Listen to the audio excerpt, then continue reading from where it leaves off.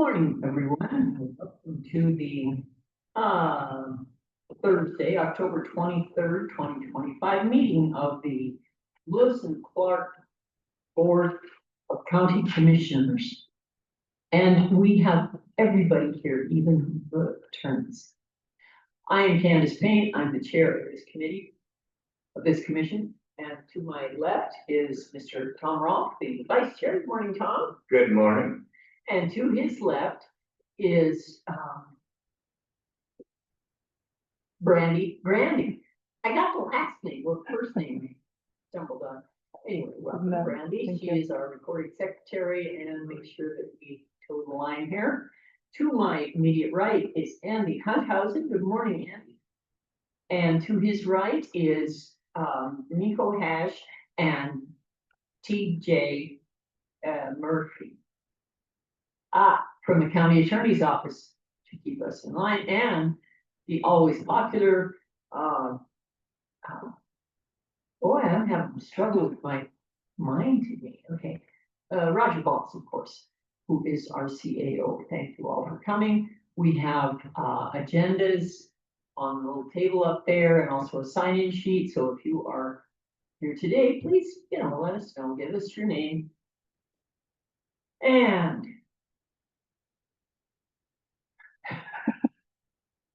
I'm really on a roll today. They want to do the pledge. Can you? Okay, all those in favor of doing the Pledge of Allegiance, do it now. Thank you. I pledge allegiance to the flag of the United States of America and to the republic for which it stands, one nation under God, indivisible, with liberty and justice. Thank you, Andy. I'm embarrassed that I forgot. I just get so excited because we've got actual warm bodies in the audience today. And with that, we will start with our consent action items. Mr. Balls. Thank you, Chair Payne and Commissioners. Item 2A on the agenda today is your consent action item. It's vendor claims report for week ending October 24, 2025. Staff recommends approval, and Marni Bentley's with us as usual today, Commissioners. Thank you. Thank you. Is there any questions from the commission? Andy? Oh, no, okay. No questions from the commission. Is there any public comment? Seeing no public comment, I would entertain a motion. Chair Payne, I would move to approve consent action item 2A, vendor claims for the report for week ending October 24th, 2025, as explained by Roger Balls. Second. It's been moved and seconded that we approve the vendor claims report for the week ending October 24th, 2025. Is there any further comment from the commission? Seeing none, all those in favor indicate by saying aye. Aye. All those opposed, same sign. Motion passes. Yeah. Okay, moving on to action items 3. A is a grant award to Lewis and Clark County from the Montana Department of Transportation, and this will be presented by Mr. Weiss. Whoop. Good morning, Chair and Commissioners. Are you Mr. Weiss? I am Mr. White. Oh, I was. Only here once a year, so it's easy to forget. That's okay. Okay. Well, but again, my name is Chris Weiss. I'm a sergeant with the Clark County Sheriff's Office. And I'm also our coordinator for the STEP program for the Department of Transportation. To remind you guys, we participate with the grant for STEP every year. This year we applied for and was awarded another $15,000 for the grant. And I'm here to ask for your approval for that grant. Any questions? is the amount of the grant always 15,000? Not necessarily. Depends on our participation with the state. The max is 15,000. To get the 15,000, we have to match and fulfill the requirements through the state. That includes hours worked for the STEP grant.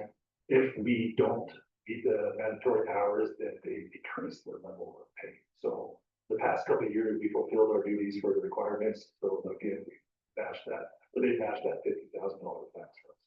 Okay, thank you. Any other questions from the commission? Tom? Just possibly give you a chance to talk a little bit about what we're doing with the money and. Yeah, so step One more. grant is for traffic enforcement in the county. It's for strict overtime traffic shifts. So like for instance, for regular deputies that are on shift. The counties get larger, we're responding to calls for service. We take priority in what's getting brought to us. We get a lot of traffic complaints.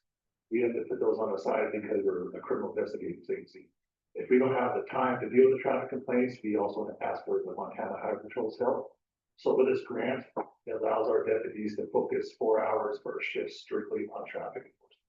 So we're making sure the roadways are safe. We're trying to prevent accidents, prevent DUIs. So these shifts are an average around 4 hours. So the step grant allows that overtime to make the deputies just strictly concentrate on traffic shifts. Yeah, follow up. Please do. What I'm hearing you say is that somebody is traffic stop, half an hour before the shift's over. It takes a little time to get it all wrapped up. It does, depends on if there's a DUI investigation, if they're driving suspended, if they're revoked, et cetera. So they focus this grant mainly for DUI detection and safety for seatbelt enforcement. That also includes every traffic violation. Thank you.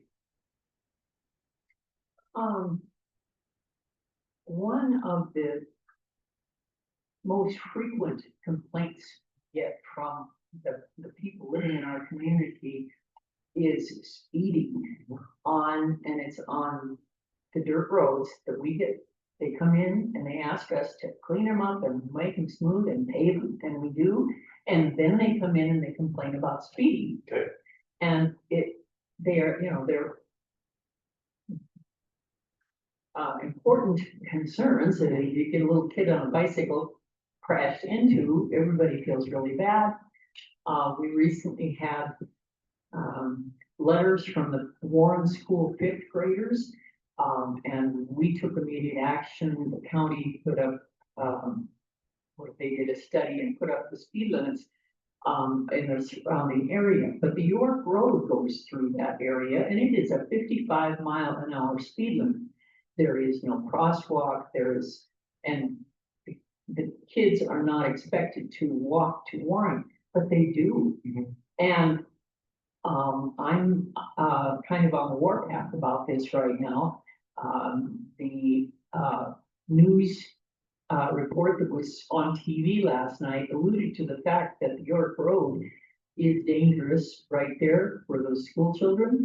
And I would really like to have some input on what the state, because that is an MDT road at 55 miles an hour. And I would like to see something done, maybe lower the speed limit, and I'm sure that that's beyond your scope of influence. However, I'm trying to get the word out that this is really important for me to see about this. The safety of those kids makes a huge amount of difference as compared to being 10 minutes late for your job if you're speeding. So that was my comment. It's your apprentice a little bit beyond my expertise and my rank. Oh, I'm sure it is, but I bet. But however, to back that up, our office mandates our deputies during the school year, school days, that they are in school zones, conducting radar traffic enforcement safety. That's not just for Warren, that's for Eastgate, that's for Jim Darcy. Wait, Before school and after school, so we try to do our best to make sure that we're there with their. and I appreciate that. We've got 7 county schools, Canyon Creek and Wolf Creek. Anyway, and I may not be for you, but I'll bet you know somebody who would go in and say, this cranky old commissioner put me under the spotlight and made me uncomfortable, and please, I hope we can get something done about it before there is a tragedy. I agree. And part of this step is not just traffic enforcement with shifts.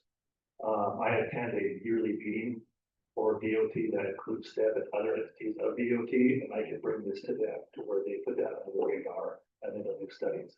So, Oh, that would be fabulous. And we did have a traffic study conducted out there in order to put the 15-mile-an-hour speed limit on our country schools, or our county schools.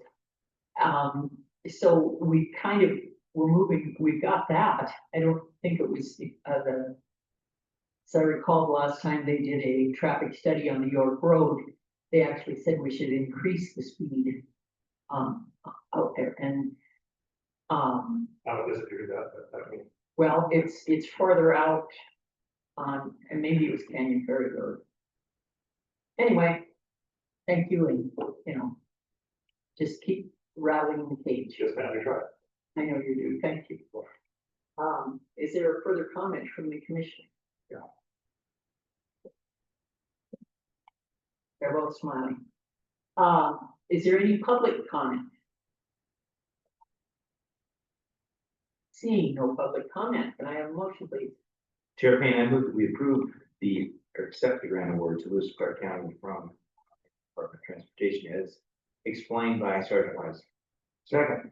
It has been moved and seconded that we accept the grant award from the Montana Department of Transportation as presented by Chris Weiss.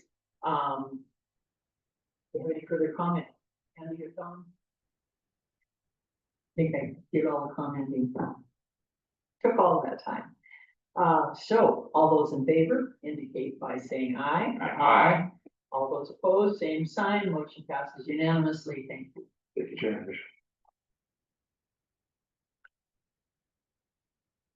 Next on our agenda is the grant application to the Department of Justice Office of Justice Programs Bureau of Justice Assistance. Wow. As presented by our friend Kellie McBride. Kellie. Good morning, Chair, Commissioners. Yes, my name is Kellie McBride. I am the Director of your Department of Criminal Justice Services. I will add that today I have with me some of our partners in grant application, including Under Sheriff Holger, Chief Brett Petty, and Sergeant Brian Haven, as well as our diversion supervisor and our diversion coordinator who have coordinated this entire grant application. So we've got some great people in the room. If I can't answer a question, I'm that big. So before you today, the Community-Based Violence Intervention and Prevention Initiative, or CVIPI, was established by the Department of Justice in fiscal year 2022 and is administered by the U.S. Department of Justice, DOJ, Office of Justice Programs, OJP, Bureau of Justice Assistance, BJA. I think I'll just say BJA from now on as I continue. BJA administers CVIPI in partnership with the Office of Justice of Juvenile Justice and Delinquency Prevention and the Office for Victims of Crime. The CVIPI grant is available to government entities or other units of local government, providing funding to support law enforcement efforts to reduce violent crime and improve police and community relations through a range of cross-sector enforcement, prevention, and intervention strategies that leverage active collaboration through sustained partnerships and engagement. At the direction of the Criminal Justice Coordinating Council, that's your DJCC right here in Lewis and Clark County, Lewis and Clark County Criminal Justice Services is proposing a law enforcement assisted jail diversion grant to develop and administer a diversion program in Lewis and Clark County. This program would be a city-county partnership involving Helena Police Department, the Sheriff's Office, a stakeholder work group, and the community. This diversion program will work towards reducing the detention center population and aligns with the top 3 goals of the CJCC. The program will be designed to improve community safety and well-being by diverting individuals who frequently interact with police and the courts away from jail and toward needed support services. Partner agencies include the Helena Police Department, Lewis and Clark County Sheriff's Office, Helena Municipal Court, City Attorney's Office, and local social service providers. The program goals include reducing unnecessary jail bookings through early intervention and diversion, supporting law enforcement and community partners with effective service-oriented responses, and building public trust and strengthening community partnerships. The program will emphasize collaboration, coordination, and community engagement to provide meaningful alternatives to incarceration and support long-term safety outcomes for Lewis and Clark County. The grant request is $2 million with no match requirement. The anticipated grant schedule is October of 2025 through September of 2029, with the first year specified as a planning year. Staff requests the approval to approve the submission of a grant application and associated documents to develop and implement a police-assisted jail diversion program in Lewis and Clark County. That was a lot. Well, for $2 million, it is a lot. Andy, Director McBride, thank you for presentation. Just a couple of things. One, this is exactly the kind of thing we said we were going to do. Start the adventure of the Criminal Justice Services Department and the renovation of our detention center and the implementation of programming, those kinds of things in our community, and to try and find ways to divert people from further involvement in the justice system. And Intercept Zero, which would fall under that category, intercepting people prior to entrance into the system, is one of those key areas where we can make some of the greatest difference, I believe. And it does take this kind of collaboration with the sheriff's office, the police department, those folks that are greeting people that may have run into some kind of trouble on the street first, and instead of, could be the emergency room or the detention center, or even be ticketed for something.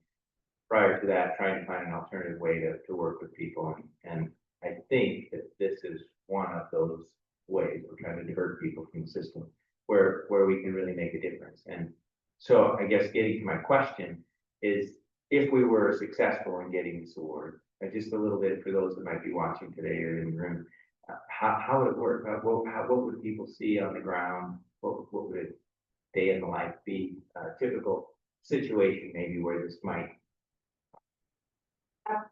come to fruition. Wonderful question. So again, long, but wonderful. the first year is a planning year, so we don't have everything fine-tuned, but how the work group envisions this program and what we have seen across the United States with law enforcement assisted diversion programs is those individuals who are known to law enforcement. So some call them frequent flyers, there's other terms, but they're the folks that it's low level, it could be trespass.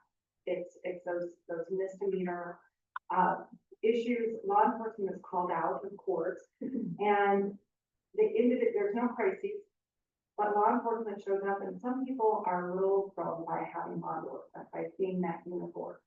So rather than law enforcement engaging with that person, law enforcement already knows that person.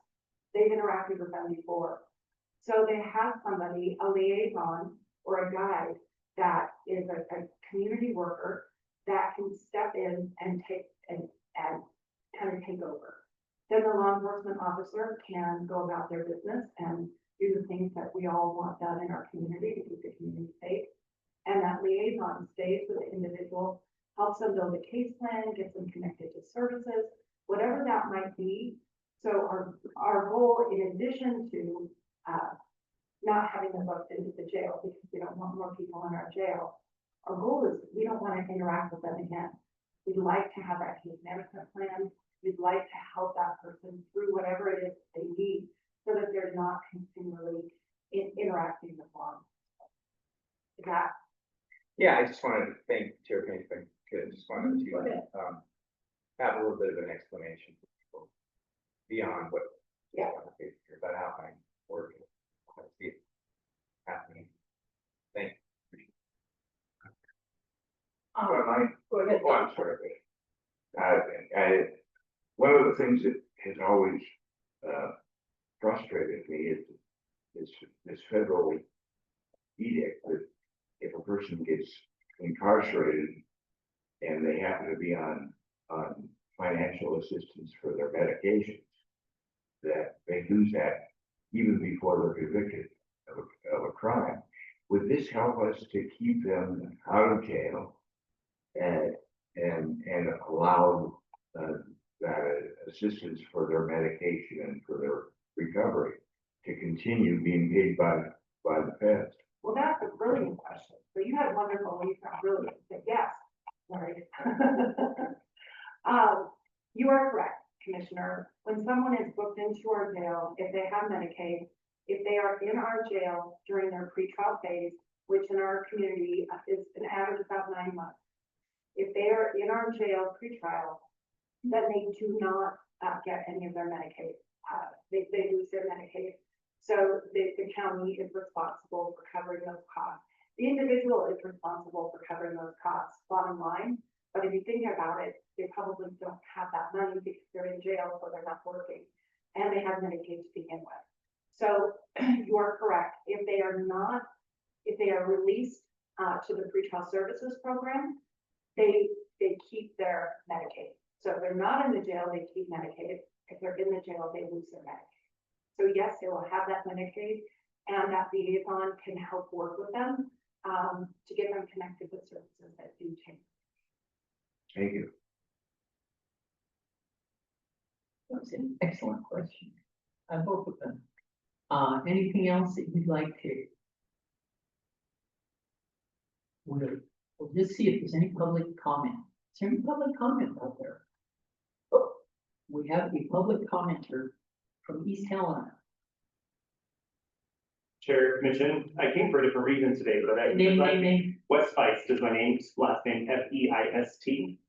City Council member from the city of East Helena. I came for a different reason today, and I'll get to that later. But hearing the potential for an award, one of the partners I did not hear was the city of East Helena's police department. We are, of course, bring our folks into the county detention center, coordinate with the county as well as with the sheriff's office. But I did not hear the city of East Helena as part of this collaboration process. I won't ask McBride a question today, but I will just encourage that if this is an application that is sought, that the city of East Helena's police department is also a contributing member and potential beneficiary of the project as well. Thank you, Wes, and I think that is an important question that Kellie McBride would just love to address. So City of East Helena was not. Is your name first? Kellie McBride, Director of Criminal Justice Services. So you're correct. East Helena was not listed in this, and I apologize for that. We have that on the table. We want to make sure that this is law enforcement wide, and we may want to reach out to the state. Why did I just lose my word? See, Highway patrol. That's it. So if it's law enforcement in our community, we'll definitely want all of those individuals at the table giving voice to what this program will be and how it can work most effectively. And yes, absolutely. Chief Sanders in East Helena is a member of our criminal justice coordinating. and so he and his officers are included in this $2 million grant application. They are, they will be invited to the table to help design the program. Yes. And they will receive services. Okay. Does that address your issues, Wes? Okay, thank you for that. Thumbs up on that. Okay. All right, so that was the public comment. Is there any further public comment? Seeing none, I would entertain a motion. Sure, Payne, I would move to approve the grant application to the Department of Justice, Office of Justice Program Bureau and Justice Assistant, as explained by Kellie McBride. Second.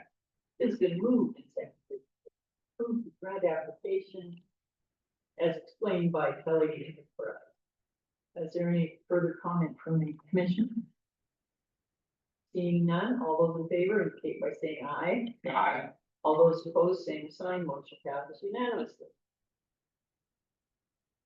Well, with that in mind, we are now open. We're going to ask for any public comment on any public matter within the jurisdiction of the commission that is not on the agenda above.